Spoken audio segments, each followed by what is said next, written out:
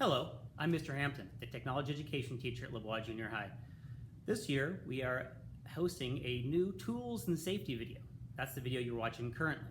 The purpose of the video is to educate and inform you of the tools and safety precautions required when working with tools in the technology laboratory at LeBois Junior High. After you view this video, you'll take a short assessment. You must pass the assessment with 90% or higher in order to utilize the tools in the shop this year. I hope you enjoy the video. Let's begin.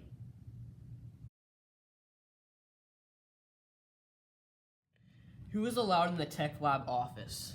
Behind me you can find the Tech Lab office, otherwise known as the tool room. In our tool room, we store all of our tools and materials needed for all of our projects, including the table of toolboxes that can be found in the tool room as well. The students can be in the tool room, our table captains, and myself. Every week we'll have a different table captain. So there's 4 students allowed in the tool room, plus myself on a weekly basis. If you need a tool from the toolbox, who do you ask? If you do need a tool from one of the toolboxes, you will need to ask your table captain. They're responsible for the checkout and checking in of all tools on a daily basis. In case of a fire drill, where would we go? If we do have a fire drill, our meeting location is to the right of the tennis courts. We'll practice that this week. What is the consequence for violating a minor safety rule? I'm a stickler on safety. If you violate a minor safety rule, not wearing safety glasses, wearing the inappropriate shoes for the classroom, or just doing something silly that is going to be dangerous to yourself, you are fined 1 carton of chocolate milk. I love chocolate milk. What is the consequence for violating a major safety rule? If you violate a major safety rule and cause harm to yourself or another student in the classroom out of just being unaware or not knowing how to use the correct tool the right way, you'll be asked to leave the technology laboratory for the remaining part of the semester. Who is responsible for shop safety? You are responsible for your shop safety. Who must you tell immediately for any shop injury? If there's a shop injury, the first person to tell is going to be myself, Mr. Hampton.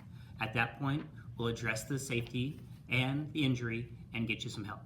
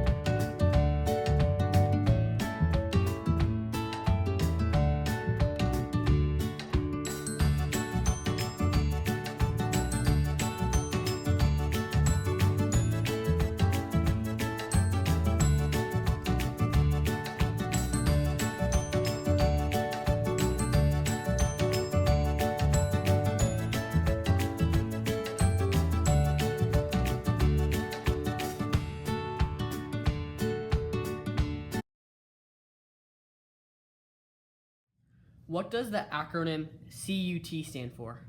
The acronym CUT was developed a few years ago by a couple of Tech 9 students. CUT stands for Clean, Unplugged, and Turned Off. Whenever you utilize any tool in the shop, it's super important that you make sure it's clean, you make sure it's unplugged, and you make sure it's turned off before you leave it for the next person. That's what acronym CUT stands for. When are safety glasses required in the Tech Lab? Safety glasses are required whenever you have a tool in your hand.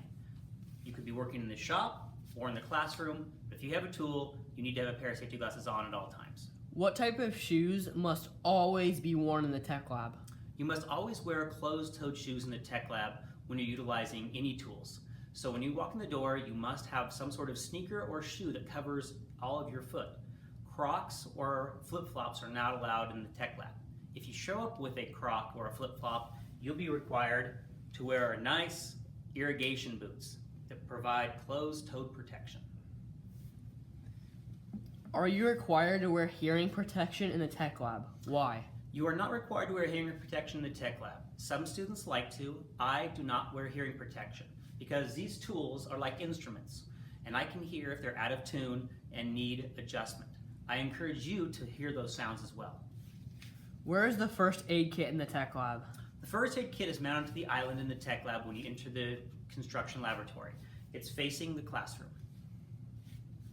Where is the fire extinguisher in the tech lab? The fire extinguisher is located by the back door in the construction laboratory as well.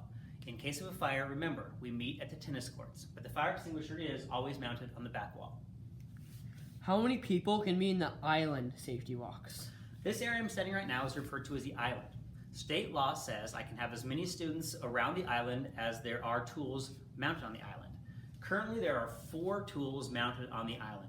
Therefore, 4 students are allowed in the power box at one given time. How many people can be in the horseshoe safety box? The horseshoe safety box is to the left of the island. As you can know, there are 4 tools mounted to the horseshoe as well. Therefore, 4 students are allowed in the horseshoe at one given time.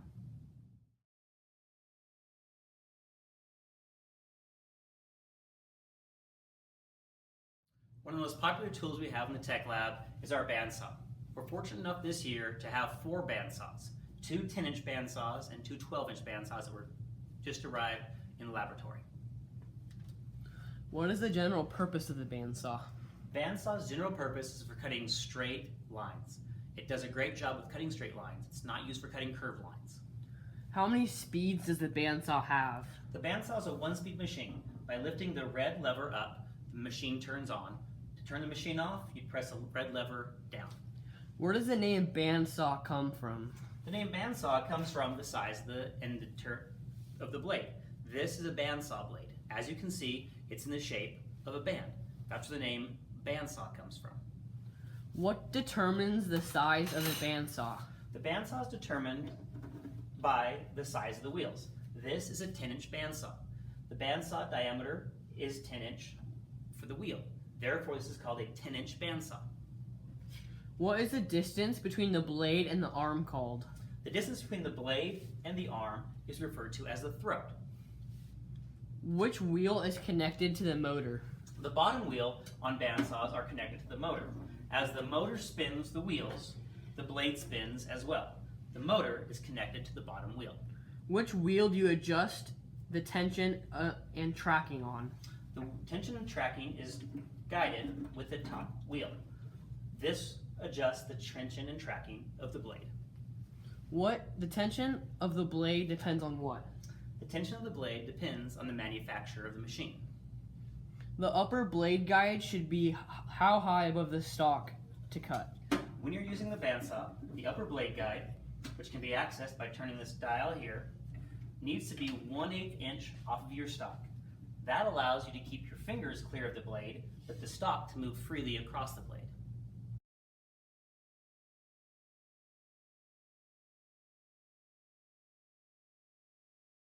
Three of the most popular saws we have in the tech lab are our scroll saws.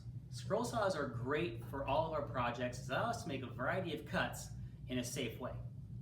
What is a scroll saw used for? The main purpose of the scroll saw is used for cutting curves or irregular shapes. How many speeds does it have? The scroll saw has multiple speeds. By turning the dial under the table, you can adjust how fast or how slow the blade goes. Always install a blade with the teeth facing in which direction? Whenever you're using the scroll saw, it's always important to make sure the teeth are always pointing down. Therefore, when you're cutting your stock, the teeth force the blade onto the table. How high should the guard be off your stock when cutting? When using a scroll saw, the guard should always be 1/8 of an inch off your stock. That's thin enough to allow the stock to go through the blade, but big enough to keep your fingers from getting cut.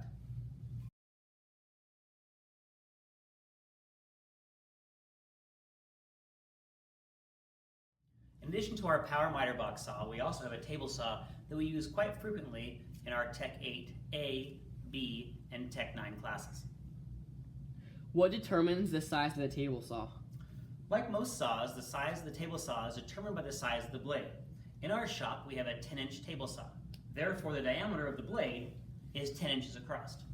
How many speeds does a table saw have? The table saw has one speed, on or off. What size is the table saw in the tech lab? The size of the table saw in the tech lab is 10 inches because the blade is 10 inches across. Where should you never stand when using the table saw? When using the table saw, you should never stand directly behind the blade. The reason being is the blade can actually grab the wood and kick it back into you. That's referred to as a kickback. Always stand to the left or right of the blade, never directly behind it. The height of the blade should never be more than what above the stock? When cutting any stock, it's always important to know the height of the blade should never be more than 3/4 higher than the stock you're cutting. When should the blade guard be used? The blade guard, which you see here, should be used at all times. It's a safety precaution we never modify or remove when we're cutting our stock. How do you raise the blade on a table saw? On the front of the table saw, you'll find a wheel. By rotating this wheel, you can adjust the height of the blade. This wheel adjusts the height. How far should your fingers be from the blade when using the table saw? Like the power miter box saw, your fingers should always be 3 inches or greater away from the blade. Once again, remember, red is dead. Never do what type of cutting? When you're using the table saw, you never want to do freehand cutting. What freehand cutting is when you take your stock and you hold onto it with your hands and you run it through the blade. That's called freehand cutting.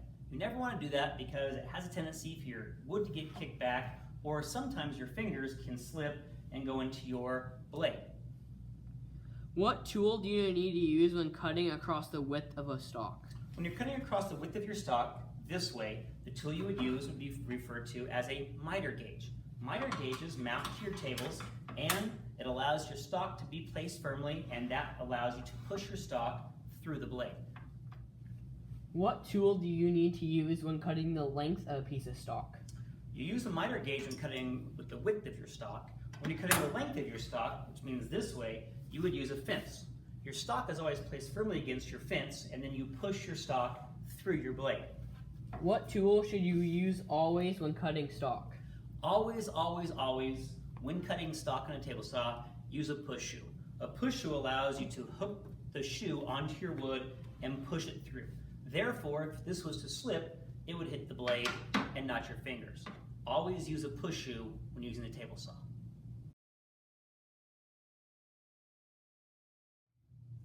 The power miter saw, or the chop saw, is a very popular tool in construction aid.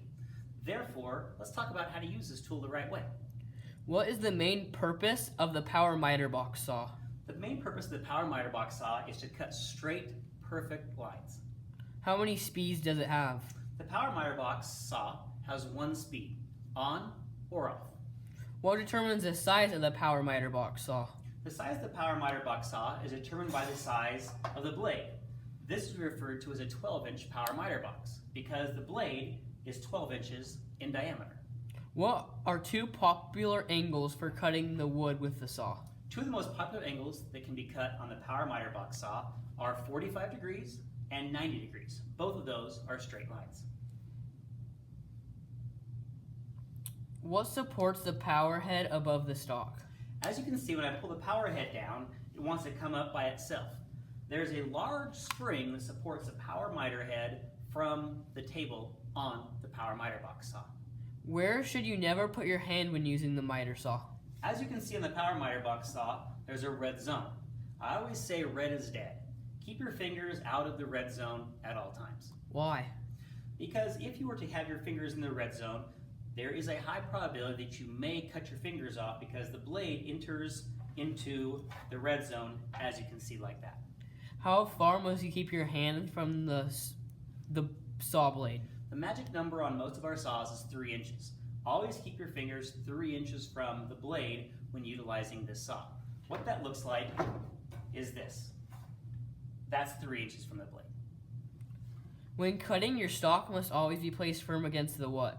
As you see, when I loaded my stock onto my table, I always make sure my stock is firm against this fence.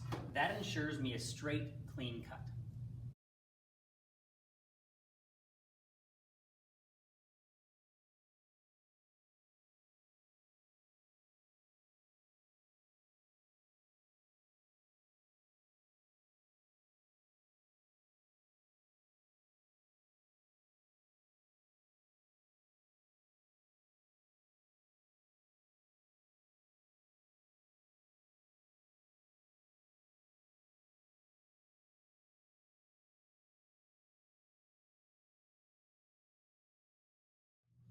In the Tech Lab, one of our more popular machines, especially for Tech 9 and axle modifications for CO2 dragsters, is our bench grinder. What are the main purposes of the bench grinder? The main purpose of the bench grinder are grinding with a concrete wheel and polishing with your wire wheel. What are the main hazards when using the bench grinder? There are two main hazards using the bench grinder. The first one is the high rate of speed in which these blades spin. Once they begin spinning, it takes a long time for them to stop spinning. Therefore, when you use this tool, it's vitally important when you turn it off, you stay with it until the blades come to a complete stop. The second piece of information, safety-wise, when using this bench grinder, is to be aware of sparks. If we were to grind a piece of metal on this concrete wheel, it would create a large amount of sparks. They don't burn, but they do create a hazard. Therefore, it's always important to make sure your safety guards are down in the down position whenever using the bench grinder. When should you remove safety guards on the bench grinder? You should never remove safety guards on a bench grinder. Always keep them in the down position. This is also a platform guard. This platform guard allows you to support your stock as you're grinding it or polishing it on the wheel. So you would never remove your grinding platform or your safety guards on this machine. How should you use the bench grinder when grinding stock? When using the bench grinder, it's vitally important to use some sort of helping hands. For example, if I was to use this piece of steel and grind it on the grinding wheel, I wouldn't want to use my hands. My hands could slip into the machine and get caught in the blade. Therefore, I would use a pair of adjustable pliers to hold my stock and grind it with those. This is a great safety precaution.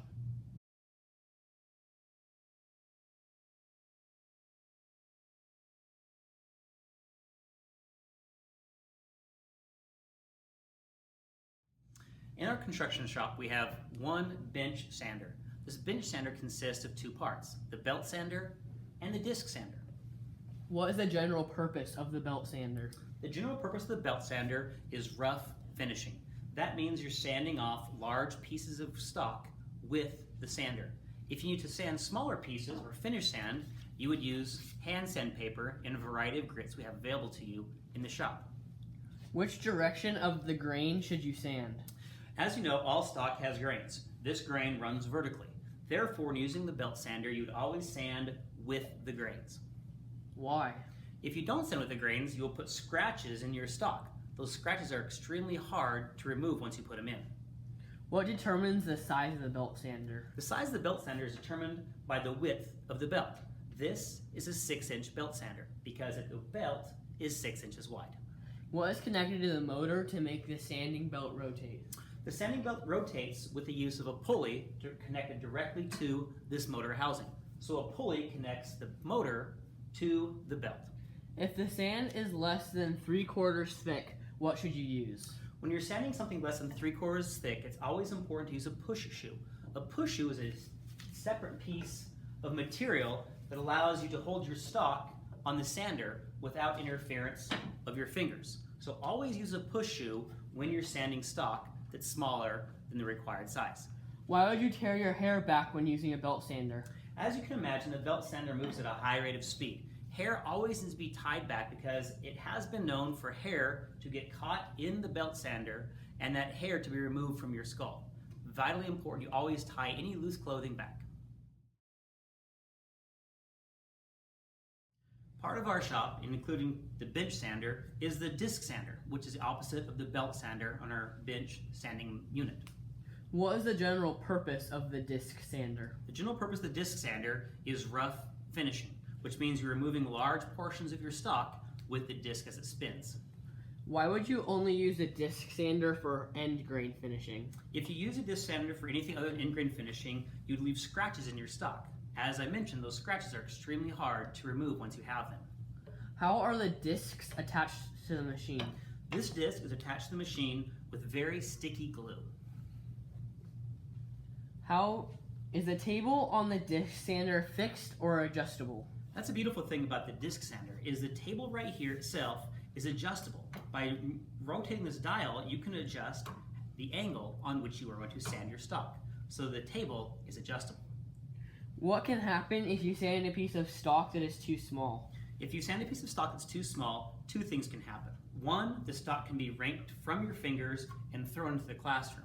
Two, your hand can slip off your stock and go into the sanding blade itself. It's vitally important that you always use a push shoe if you're sanding stock that's smaller than the recommended size. When using a disc sander, which side of the table do you always use? When using this disc sander, you always want to sand on the right side. The left side has a caution tape of yellow and black.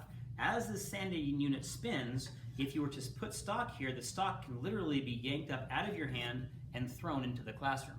Always use the right side of the sanding disc. In our construction laboratory, we have a drill press. Let's talk about how to safely use a drill press in the laboratory. What are the two main purposes of a drill press? The two main purposes of the drill press are drilling and boring holes in stock.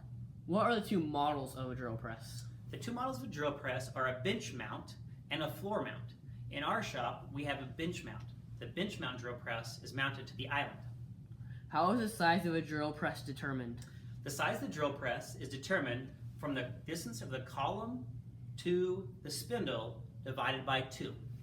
How is the speed of the drill press changed? The speed of the drill press is changed through a variety of belts and pulleys. By changing the belts on the pulley system, you change how fast or slow the drill bit spins. What is another name for the feed lever? Another name for the feed lever is the pull down lever. This is referred to as the feed lever. As you rotate this wheel, the blade inserts itself into the stock. What is the feed rate? The feed rate is the rate at which you pull this feed rate lever, therefore making this blade enter the stock. The time it takes the blade to enter the stock is also known as your feed rate. How far should you keep your hand from the drill bit? Hands should always be kept 3 inches from the drill bit. What can happen if you drill a thin piece of stock? If you drill a thin piece of stock with a drill bit, this blade, when it hits the stock, has a tendency to make this wood rotate. That's extremely unsafe. It's vitally important when you are drilling thin pieces of stock to anchor those with a clamp and then secure the clamp with your hands, making sure you're 3 inches away from the blade at all times. What tool should you use to determine the size of the hole you need to drill? When you're drilling the hole, guessing never counts. In our drill bit box, you'll find a drill bit gauge. This drill bit gauge allows you to determine the size of the hole you need and the drill bit that will make that hole for you. It's a great tool to use and one you will need to use whenever using a drill bit. Is the table on the drill press fixed or adjustable? The nice thing about the table on our drill bit, it's adjustable. We can adjust this angle so we can drill at different angles. Therefore, this table is adjustable.